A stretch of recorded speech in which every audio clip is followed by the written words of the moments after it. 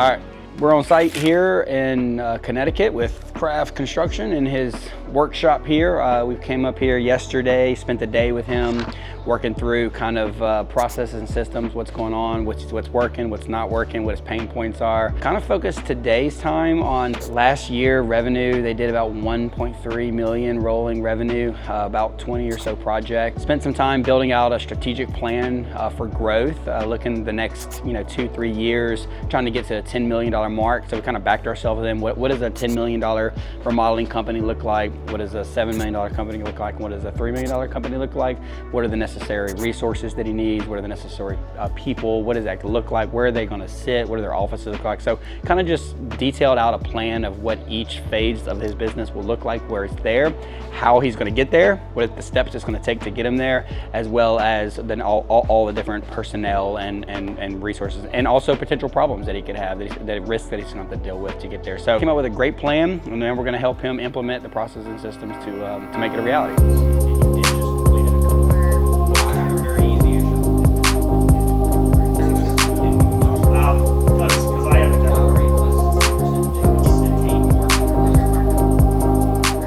When I finished their project, they said, just interesting, this was a couple years later, they said, just want to say this interesting story. Our friends who you bid on their project, you told them to $1 million, they ended up going with this other company who I knew. And we were having cocktails with them the other day, and they were telling us the horror stories of how this contractor that they hired, they hate because they told them it was $1 million, and guess how much it ended up costing? $1.5 million. Yeah. That just happened to us, right? It just happened to us. And not only that, they said they wish they would have hired us originally. Yeah, and she's like willing to be a reference. Yeah, of course. So the difference is that you're just being honest and you're upfront, and you're going to do the homework, and you're going to take some wins and you're going to take some losses.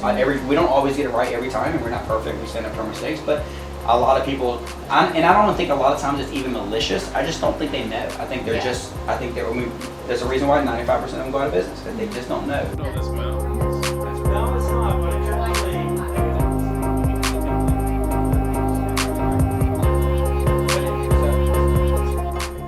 Hey, what's up guys? I'm Ian with Builders Breakthrough Advisors. We are here in the historic town of Essex, Connecticut. We're here with our man Derek and Corey. A little backstory, Derek and Corey both came from carpentry. So Derek was more of a finished carpenter and Corey was more of the rough framing guy. So what we're kind of developing here and setting them up for success with is we're establishing the organizational strength, whether that's an org chart and how everything works from SOPs and KPIs, to also developing things on a business end and strategy, whether that's coming from estimating, whether that's coming from internal compensation, everything along the lines of that. Right now, what we've done so far is we've gone ahead and interviewed some of their key employees. We've talked very in depth with Derek and Corey about where they stand right now and the roadmap to get to where they need to be. But it's been crucial to come here on site, see the kind of area they're working with, see some of their job sites, see everything that has been going on with their business. And that way we can truly get a good idea of what's going on here. So that way we can get them to that 10 million goal.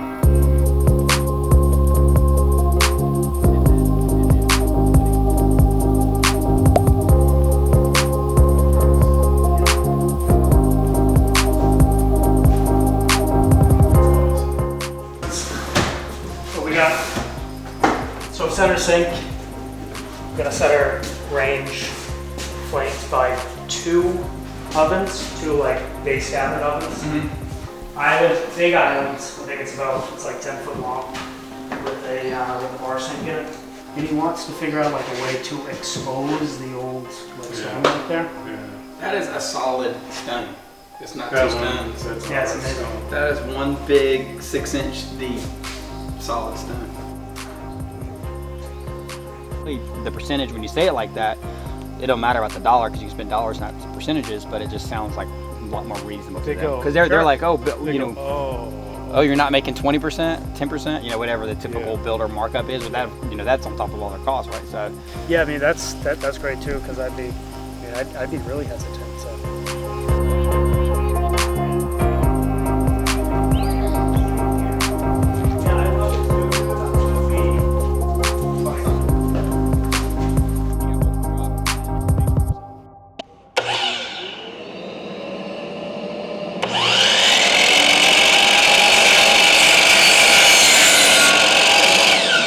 So yesterday we actually went out to one of Craft's large projects they have going on. It's over $1 million remodel.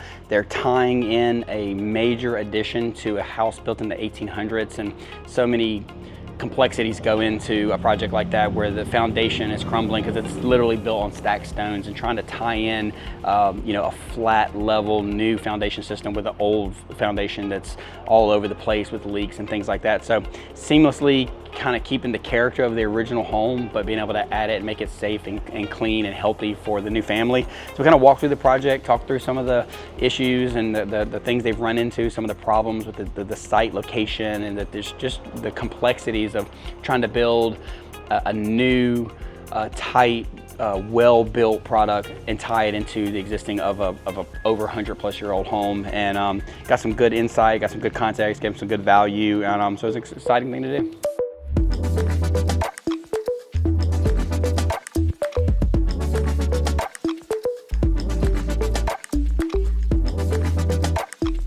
My lifts, I just use on my personal radar. To be honest.